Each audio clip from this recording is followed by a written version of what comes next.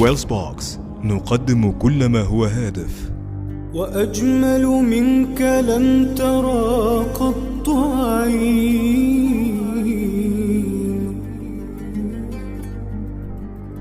وأطيب منك لم تلد. Assalamualaikum warahmatullahi wabarakatuh. Bismillah, alhamdulillah, wassalatu wassalamu ala sayyidina wa habibina rasulillah Maulana Muhammad bin Abdullah wa ala alihi wa sahbihi wa mawalah, amma ba'du.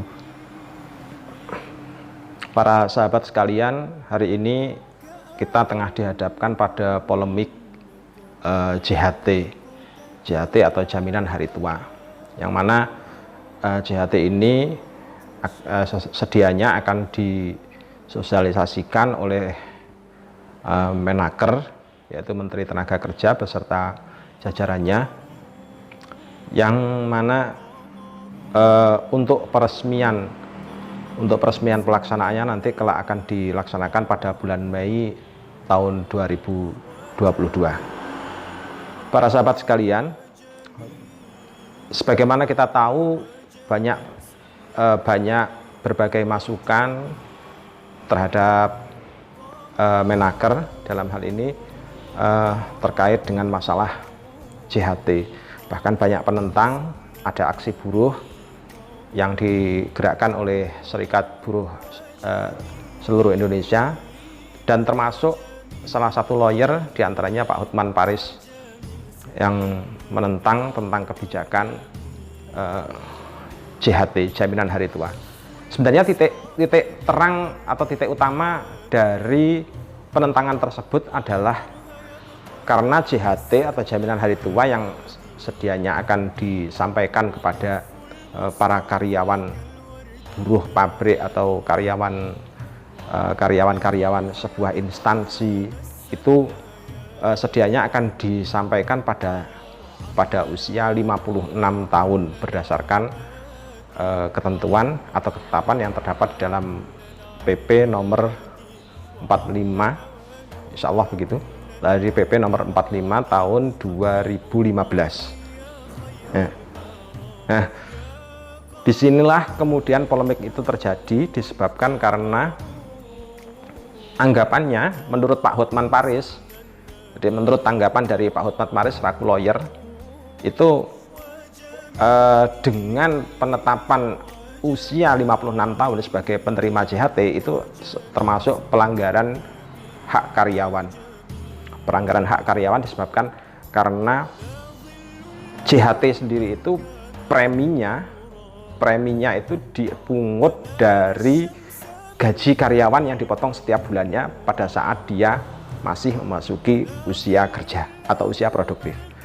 Nah, bagaimana tanggapan ini menurut kami, khususnya dari peneliti bidang ekonomi syariah? Begini Pak Hotman Paris ya, di dalam Islam itu asuransi, termasuk dalamnya adalah JHT, itu adalah masuk kelompok akad kafalah atau kelompok akad doman. Akad kafalah ini merupakan akad penjaminan. Jadi akad penjaminan yang mana objek yang dijamin adalah pekerjaan. Dalam hari ini pekerjaannya adalah pekerjaan dari pihak penjaminnya, yaitu pihak asuransi, yakni dalam hal ini adalah BPJS Ketenagakerjaan. Itu adalah penyampaian JHT atau jaminan hari tua tersebut kepada pihak karyawan. Sekali lagi, ini adalah prinsip dasar dari asuransi secara Islam. Nah, di dalam akad kafalah ini, karena objeknya adalah pekerjaan, jadi karena objeknya adalah pekerjaan atau yang biasa dikenal dengan istilah harta manfaat atau jasa, maka jasa itu harus bisa dibatasi oleh keberadaan yang namanya muddah. Yang pertama muddah itu maksudnya adalah waktu, durasi kontrak atau waktu penyampaian JHT tersebut atau katakanlah jaminan hari tua tersebut kepada pihak yang berhak untuk menerima. Jadi satu, jadi yang harus kita tengarai atau yang harus kita catat adalah bahwasanya waktu penyampaiannya itu harus jelas. Yang pertama. Yang kedua, jenis amal atau pekerjaan itu juga harus jelas. Artinya ya kalau yang disampaikan itu adalah jaminan hari tua, maka harus jelas kapan tua itu didefinisikan. Jadi dalam konteks seperti ini, maka Permenaker nomor 2 tahun 2022 secara fikih sebenarnya sudah memenuhi konsep akad kafalah ini. Sudah memenuhi konsep akad kafalah. Disebabkan apa? Disebabkan karena di dalamnya sudah terdapat batasan usia. Batasan usia di mana pihak yang berhak untuk menerima JHT tersebut itu bisa menerima JHT-nya. Nah, tanpa ada batasan usia tersebut, maka akad JHT itu menjadi akad yang maisir. Ada unsur maisir di dalamnya, ada unsur gharar di dalamnya. Kalau Pak Hotman Paris itu mencontohkan asuransi semacam asuransi Bumi Putra atau asuransi yang lain yang menurut Pak Hotman Paris itu di situ banyak sekali terjadi kegagalan dalam pembayaran klaim para nasabahnya. Nah, seharusnya Pak Hotman Paris itu belajar dari konsep ini. Mengapa mereka kok pada akhirnya pihak yang berhak untuk menerima klaim asuransi itu tidak menerimanya? Disebabkan karena apa? Satu, disebabkan karena ketidakpastian waktu menerimanya. Misalkan asuransi pendidikan dari anak. Nah, anaknya sendiri itu belum ada. Kadang-kadang belum ada. Atau kapan penunaiannya itu tidak dijelaskan. Sehingga kemudian pada waktu pengajuan klaim, pihak asuransi bisa beralasan. Jadi pihak asuransi bisa beralasan bahwasannya si anak atau klaim tersebut bisa dikatakan sebagai tidak ada atau tidak memenuhi syarat. Nah, ini konsep ini sepertinya di dalam Permenaker nomor 2 tahun 2022 sepertinya sudah dihapus istilah maisir tadi itu atau istilah ketidakjelasan kapan penyampaiannya, sehingga kalau dalam secara Islam atau secara fikih maka Permenaker nomor 2 tahun 2022 itu sudah masuk unsur yang memenuhi syarat, disebabkan karena faktor tadi itu. Asuransi juga bisa disebut sebagai akad doman. Akad doman itu adalah akad perwakilan atau akad penjaminan yang terdiri atas harta. Jadi karena pihak karyawan tadi itu sudah dipotong gajinya untuk pembayaran premi JHT, maka potongan gaji tadi itu harus bisa disampaikan kepada karyawan. Kalau batasan penyampaiannya ini tidak ditetapkan, misalkan batasannya kok hanya dicantumkan saja, misalkan ketika kecelakaan kerja, ketika kematian, ketika kesehatannya terganggu, ketika cacat, atau ketika diputus PHK, semua hal ini itu sifatnya adalah tidak jelas.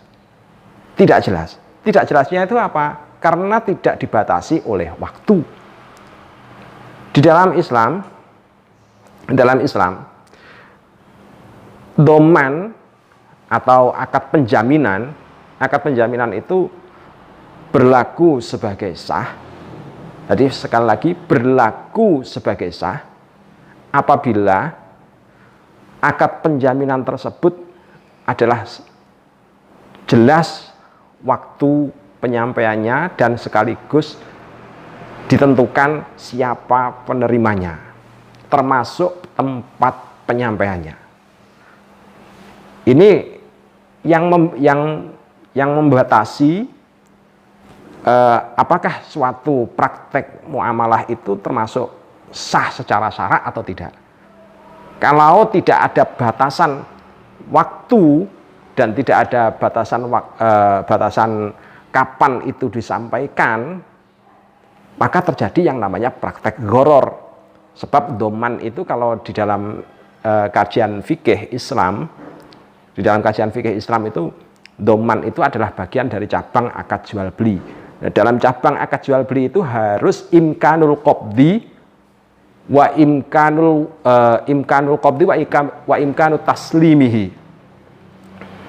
Nah, jadi ada harus memungkinkan atau memungkinkan bisanya objek doman, dalam hal ini adalah premi JHT, akumulasi dari premi JHT itu kapan diserahkan harus jelas secara makluman. Kalau itu kok tidak jelas, maka terjadi praktek gharar di dalamnya, praktek spekulasi di dalamnya, dan itu yang menyebabkan banyak asuransi atau lembaga asuransi yang sering kali Pak Hotman sampaikan di dalam beberapa video yang lalu, itu yang menyebabkan beberapa lembaga asuransi itu mengalami berbagai kerugian, termasuk diantaranya adalah nasabahnya.